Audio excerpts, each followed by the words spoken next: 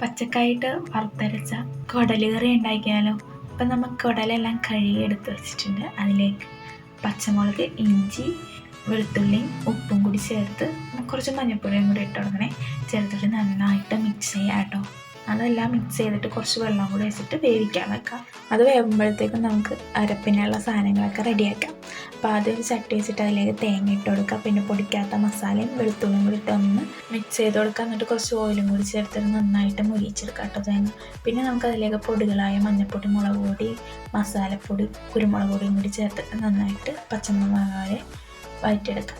ആ പച്ചമുളക് മാറി അതിൻ്റെ ചൂടൊക്കെ അറിയി കഴിയുമ്പോഴേക്കും അത് നമുക്ക് പേസ്റ്റാക്കി എടുക്കാം കേട്ടോ. അപ്പോഴേക്കും നമ്മുടെ കുടൽ വേവിച്ചത് റെഡി ആയിട്ടുണ്ടാവും. അതിലേക്ക് നമുക്ക് പച്ചക്കായും കൂടി ഇട്ടിട്ട് ഒന്നും കൂടി വേവിച്ചെടുക്കാതെ മറ്റൊരു പാത്രം വെച്ചിട്ട് അതിലേക്ക് ഓയിലും കടുകും പൊട്ടിച്ചതിന് ശേഷം പിന്നെ സവാള ഇട്ട് വഴറ്റുക.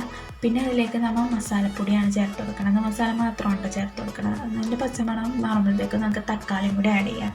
തക്കാളി ആഡ് ചെയ്തിട്ട് അതൊന്ന് വഴണ്ട് വരുമ്പോഴത്തേക്കും നമ്മൾ അരച്ച് വെച്ച ആ മിക്സിയില്ലേ അതും കൂടി ഇതിലേക്ക് ആഡ് ചെയ്തിട്ട് മിക്സ് ചെയ്ത് കൊടുക്കാം. പിന്നെ ആ പാത്രത്തിൽ തന്നെ നമുക്ക് കുറച്ചും കൂടി വെള്ളം ഒഴിച്ചിട്ട് അത് കലക്കിയിട്ട് നമ്മൾ ഇതിലേക്ക് ഒഴിച്ച് കൊടുക്കണം. ഇനി നമ്മുടെ അരപ്പ് നന്നായി തിളച്ച് അതിൻ്റെ എണ്ണയൊക്കെ ഇങ്ങനെ തെളിഞ്ഞ് വരുമ്പോഴത്തേക്ക് നമുക്ക് വേവിച്ച് വെച്ച പൊട്ടിയും പച്ചക്കായും കൂടി ആഡ് ചെയ്യാം. എന്നിട്ട് ഇനി അതിൽ കിടന്ന് അരപ്പൊക്കെ നമ്മുടെ ഈ ഇതിലേക്ക് പിടിക്കണമല്ലോ.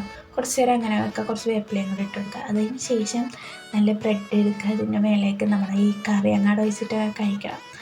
നല്ല അടിപൊളി ടേസ്റ്റാണ് കേട്ടോ. അപ്പോൾ എല്ലാവരും ഒന്ന് ട്രൈ ചെയ്ത് നോക്കണേ. അപ്പോൾ നമുക്ക് അടുത്ത വീഡിയോ കാണാം. Ta-da!